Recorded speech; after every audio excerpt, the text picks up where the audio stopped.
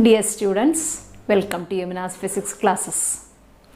Today we are here to discuss the topic displacement current of lesson 8 known as electromagnetic waves. Now this comes as 8th lesson or the last lesson of part 1 in the NCERT text. Means this 8th lesson has lot many things taken from all the 7 lessons learned ahead. So we have to recap few things what we have studied in previous lessons.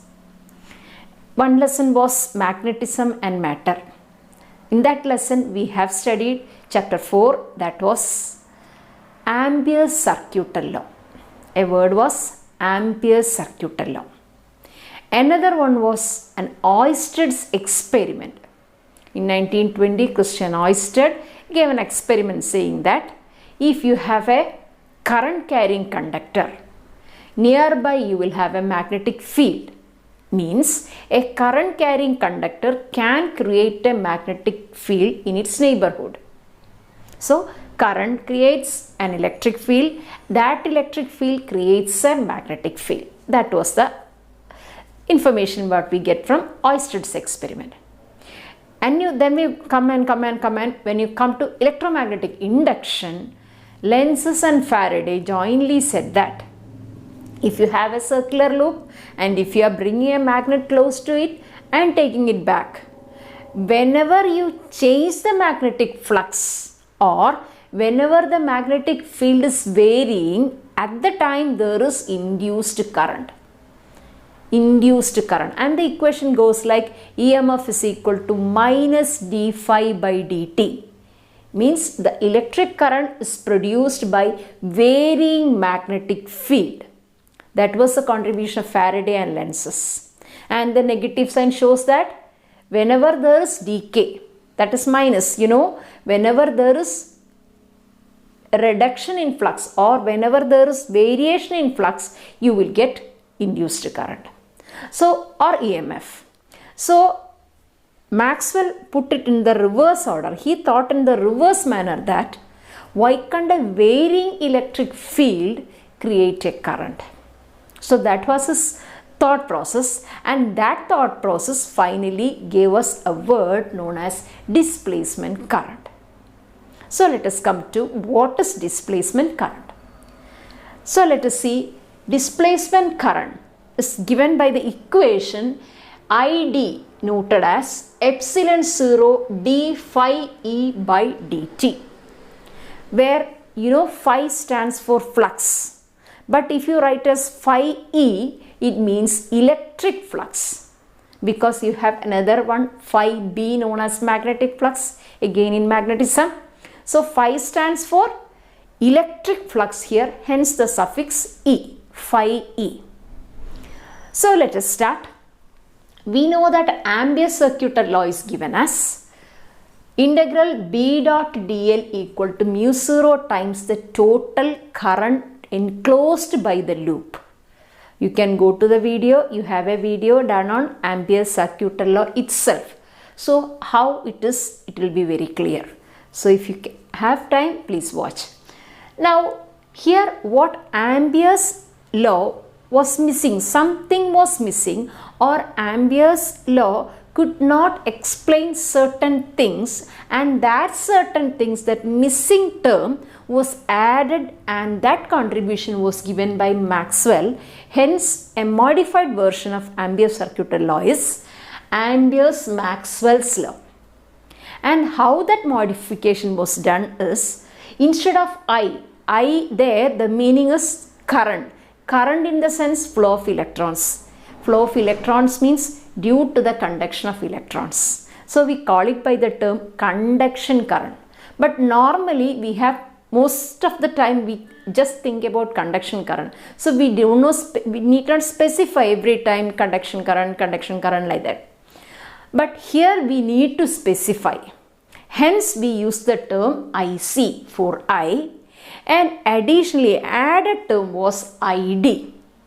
So together IC and ID total, that is I total. So total current is IT. I total is the sum of conduction current as we already had plus a new term known as ID.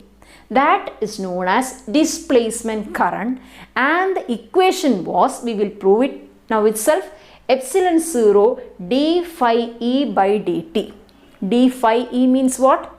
Rate of change of flux. What flux? Electric flux. Phi E is electric flux. Now, why did he add this term? Why Maxwell added that term? What was the problem if I is not there in Ampere's circuit law? Both of the things was clearly explained by Maxwell, and for that he wanted, or he did an experiment with a parallel plate capacitor. He used the charging process of a parallel plate capacitor for the purpose. Now again we have videos on parallel plate capacitor, the charging of a capacitor and the value of capacitance. All these we have done fully in the lesson 2, electrostatic potential and capacitance. So you can go to the playlist, you can see all those things there again. So let us come back. So what did he do? His experimental setup is shown in this. He had 2 parallel plate capacitors. I took it in any shape is okay. So I took it in circular shape, circular plates I took. Just when you draw it, it will be in an oval form. So this is just as 2 circular plates, say P and say Q.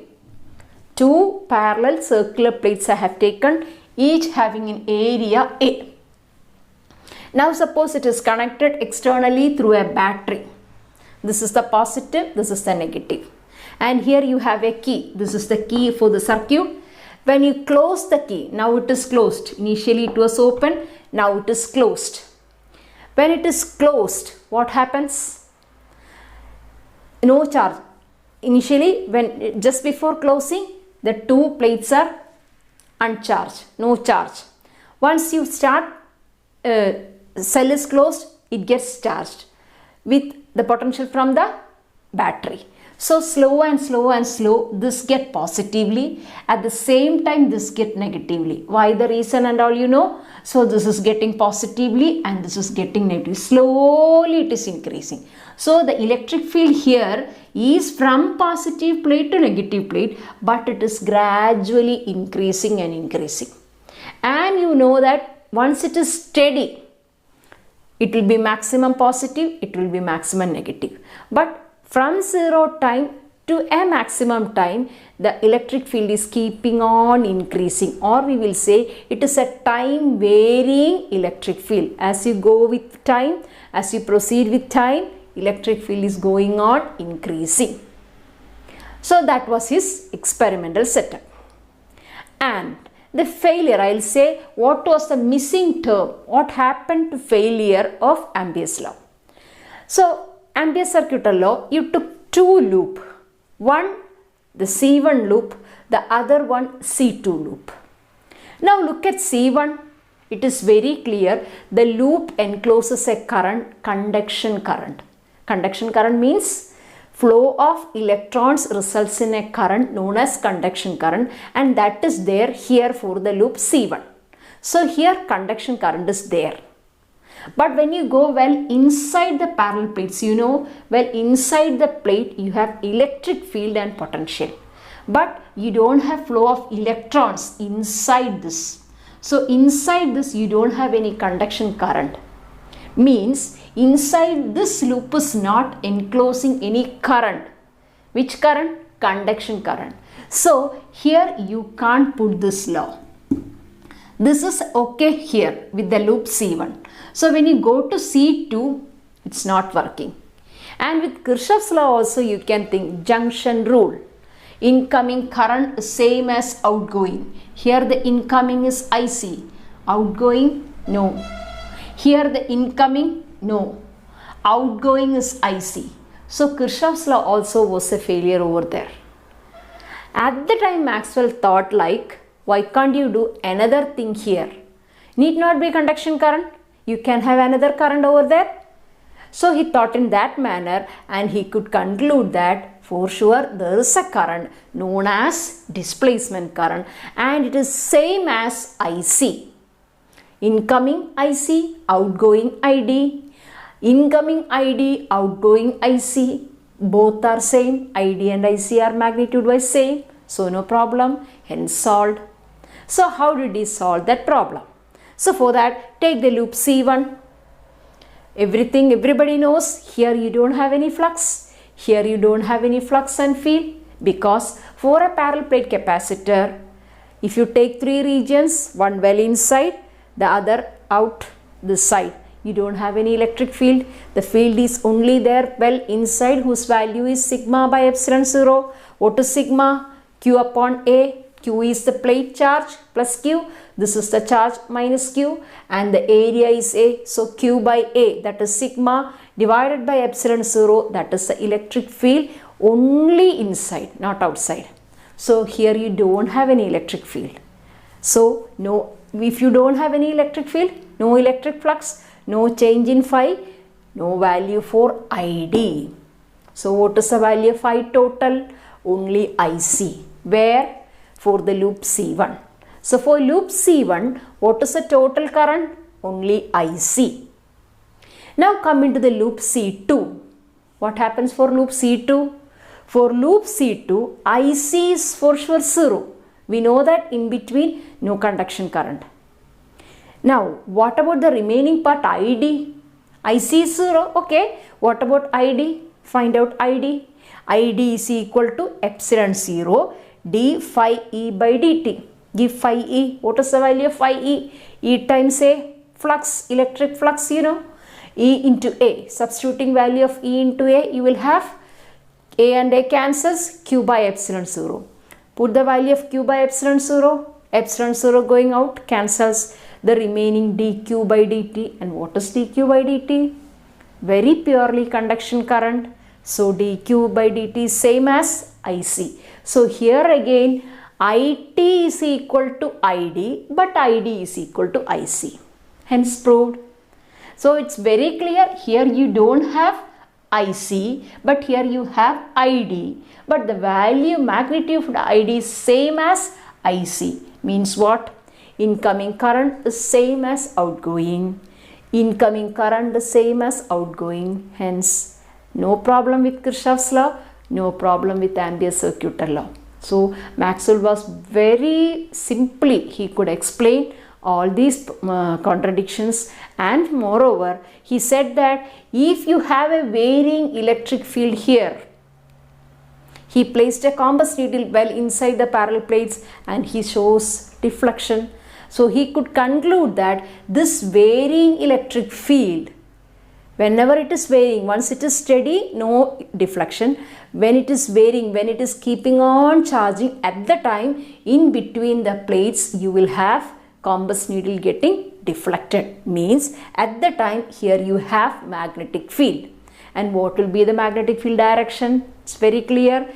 This is the direction of the conduction current, because I told you this is IC, this is IC, this is again IC. So definitely this is incoming, this is outgoing. This is incoming, this is outgoing. So what's the direction of the current? Towards right. So if you put your thumb in the direction of the current, the closed fingers, the four closed curled fingers give the direction of magnetic field. What's the direction of magnetic field? In this manner. In this manner means what? It is going in anti-clockwise direction. See, here out of the board, here into the plane of the board. So that's the direction of the magnetic field on this loop. So he could prove that changing or varying electric field can produce magnetic field. That was his thought process, and he could prove it theoretically. Finally, Hertz was a person who could produce electromagnetic waves. And we people are staying here just because in the light it is electromagnetic waves. All the communication, all the YouTube videos, whatever you do, radar, phone, telephone, computer, mobile, whatever it is, all these things work on electromagnetic waves, and we have a huge spectrum known as electromagnetic spectrum, where you have from gamma to X-ray to microwave, various kind of waves, all these are known as, in a single tag, known as electromagnetic waves. So this is a topic which has connections with entire lessons what you have studied +2 as well as +1. Okay, so thank you for listening. Hope it is clear. If you have any doubts, please post in the comment box.